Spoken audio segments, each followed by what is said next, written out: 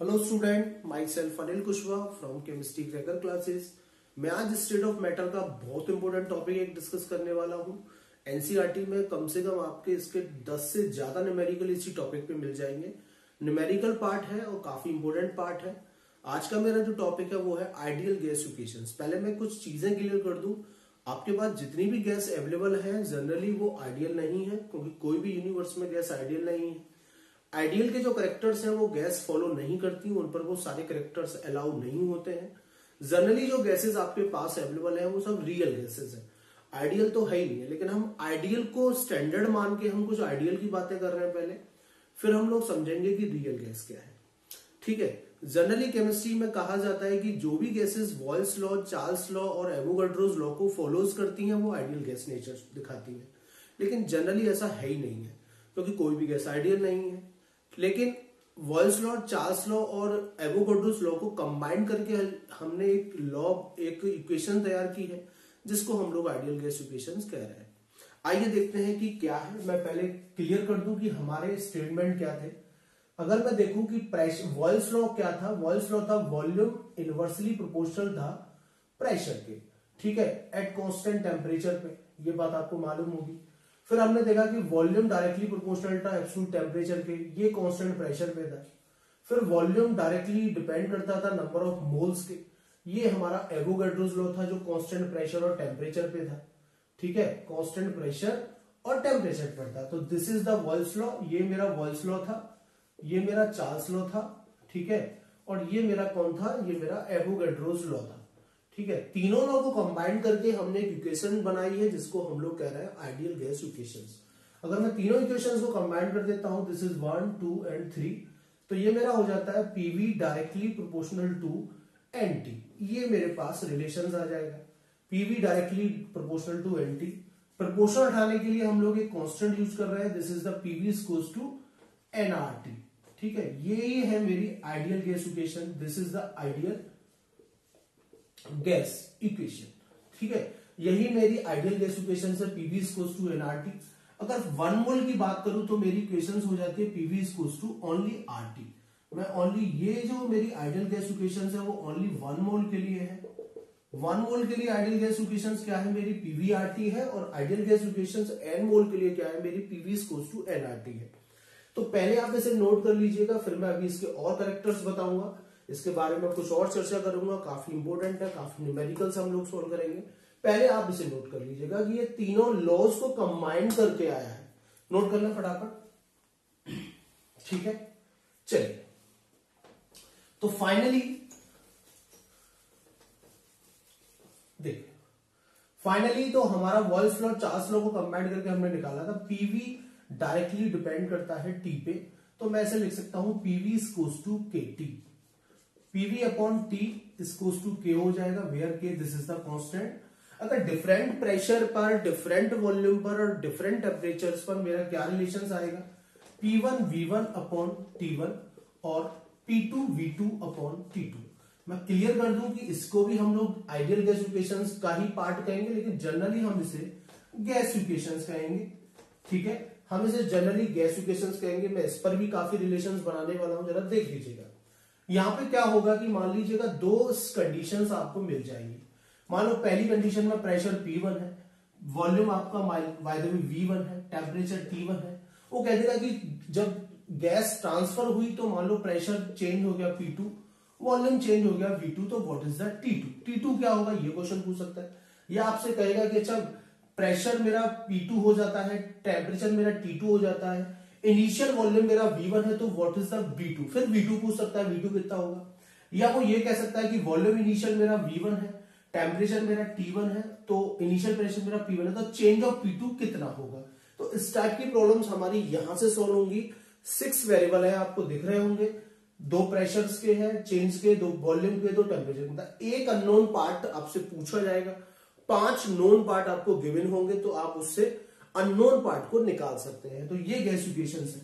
ठीक है, इसमें मैं और क्या क्या चेंजेस कर सकता हूं, देखिए इसी गैस इक्वेशंस में मैं और क्या चेंज कर सकता हूं, देखिएगा। आपको मालूम होगा कि मैंने एक रिलेशंस पहले भी लेक्चर्स में बताया है कि डेंसिटी होती है मास अपॉन वॉल्यूम। तो D1 इक्वल्स टू हो जाएगा M अपॉन V1 और D2 हो जाएगा मेरा m/v2, ये दोनों चीजें मेरी हो जाएंगी। तो v1 को मैं लिख सकता हूं m/d1 लिख सकता हूं, और v2 को मैं लिख सकता हूं m/d2 लिख सकता हूं। तो पुटिंग दिस वैल्यू, तो p1 इज m d1 और t1 हो जाएगा, और ये हो जाएगा p2 into m upon d2 और t2 हो जाएगा।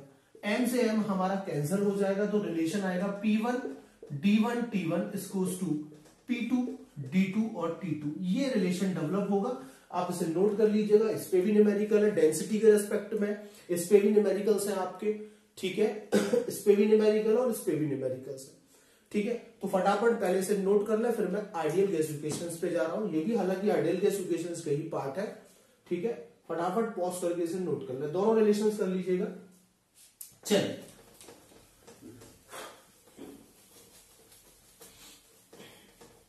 तो हमने वॉल्स लॉ, चार्ल्स लॉ और एवोगाड्रोस लॉ को हमने कंबाइंड करके हमने एक लॉ बनाया था प्रेशर और कांस्टेंट टेम्परेचर पे।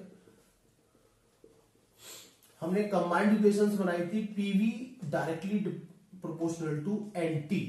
पीवी इक्वल्स टू हमने लिखा था एनआरटी, जिसमें हमारा ये जो आर है, आर जो है हम इसे यूनिवर्सल गैस कांस्टेंट कहते हैं या मोलर मास कांस्टेंट भी कह सकते हैं, ठीक है ना। हम इसे गैस कांस्टेंट भी कॉल करते हैं।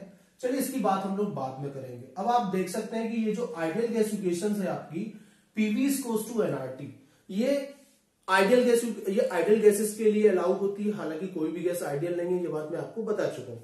अब होगा क्या, प्रेशर, वॉल्यूम, मोल्स और टेम्परेचर, आपको यहाँ पे 4 वेरिएबल दिख रहे हैं। अब होगा क्या कि यहाँ पे जो न्यूमेरिकल्स बनेंगे कि 3 नोन पार्ट आपको मिल जाएंगे और एक अननोन पार्ट आपसे पूछा जाएगा। किसी भी गैसेस के लिए पूछा जाएगा, मतलब प्रेशर पूछ लिया जाएगा तो वॉल्यूम, मोल्स और टेम्परेचर गिवन होंगे, या टेम्परेचर पूछ लिया जाएगा तो प्रेशर, वॉल्यूम और मोल्स गिवन होंगे। मतलब इस तरीके की प्रॉब्लम्स बहुत सारी बनेंगी। हम काफी न्यूमेरिकल सोल्व करेंगे इसी सिंपल इक्वेशंस के ऊपर। पीवी इक्वल्स टू एनआरटी बहुत इंपॉर्टेंट पार्ट है। चलिए, तो फाइनली इसे हम लोग स्टेट इक्वेशन, इसे हम लोग स्टेट इक्वेशंस भी बोलते हैं, इक्वेशन स्टेट भी बोलते हैं, क्योंकि 4 इसमें डिफरेंट डिफरेंट पार्ट्स हैं, ठीक है। चलिए देखिए, अब मैं इसमें क्या और चेंजेस कर सकता हूं। मान लीजिएगा कि जो गैस का प्रेशर आपको चाहिए तो वो तो आ ही जाएगा। वॉल्यूम चाहिए, मान लो अगर कोई गैस आपकी किसी डिफरेंट टेम्परेचर्स पे है और अगर आपसे उसका मोलर मास कोई पूछ लेता है या मास पूछ लेता है, तो हम लोग क्या करेंगे, तो पीवी इक्वल्स टू एनआरटी जो रिलेशन है, जनरली सब लोग जानते हैं कि मोल क्या होते हैं, मास अपॉन मोलर मास होता है। तो हम लोग क्या लिख सकते हैं, PV equals to W upon M into R T. आप देखिएगा हम इसको यूज कर सकते हैं, और इस रिलेशन को लगा के हम लोग गैस का मास और मोलर मास भी पता कर सकते हैं, ठीक है। अगर मैं इसमें और क्या क्या चेंजेस कर सकता हूं, देखिएगा, और मैं क्या चेंज कर सकता हूं, मैं लिख सकता हूं PV equals to W upon M into V into R T, मैं ये लिख सकता हूं। फाइनली आप लोग जानते हैं कि डेंसिटी क्या होती है, मास अपॉन वॉल्यूम। तो फाइनली ये मास अपॉन वॉल्यूम का रिलेशन हो गया, तो P equals to D upon M R T, ये रिलेशन डेवलप हो जाएगा। अब आप प्रेशर और डेंसिटी के रिलेशंस भी बना सकते हैं।